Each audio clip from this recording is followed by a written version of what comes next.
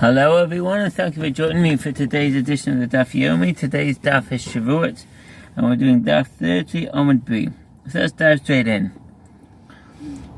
Inami Leshuda Dedayane.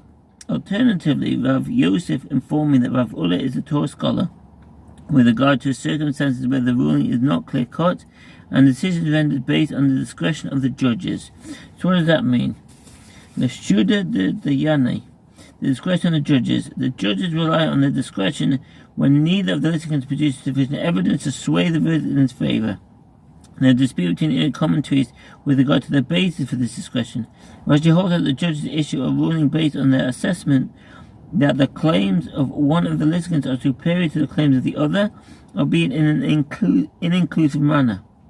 He further explains that in the case of a question as to who a gift was given to, the judge will rule in favor of the Torah scholar based on their assessment that the individual given a gift will prefer to give it to the Torah scholar. Others hold that the decision of judges is completely arbitrary and unrelated to the merit of the case presented by each litigant, and that's from the Jerusalem Talmud, Ketubot 10:4. Therefore, in this case, it is appropriate for the judges to rule in favor of the Torah scholar and see the Tosfot and the Rifta. That is, when the court is unable to rule solely based on the testimony presented in court, and judges arrive at their ruling based on their sense of the matter,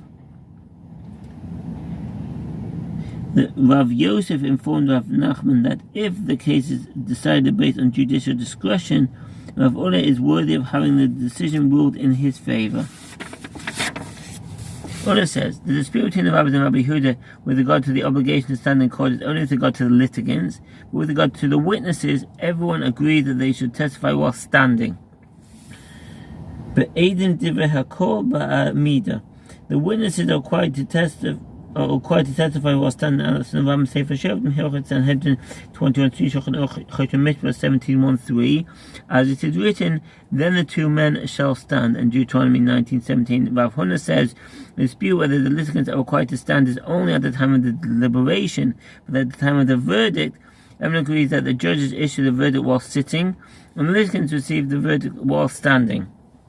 During the deliberation, judges may seat both litigants, but when the verdict is issued, both litigants are required to stand, in accordance with the opinion of Rav Huna. It is the prevailing custom in all Talmudic courts to seat both the litigants and the witnesses in order to avoid disputes, as the court does not have the authority to enforce all of the conventions. Nevertheless, a God-fearing judge should make certain that the witnesses stand. And as the Ram Sefer Shevuot Daf Sanhedrin 21:3 Shulchan Aruch Choshen Mishpat 17:1-3 in the Shach there. As it is written,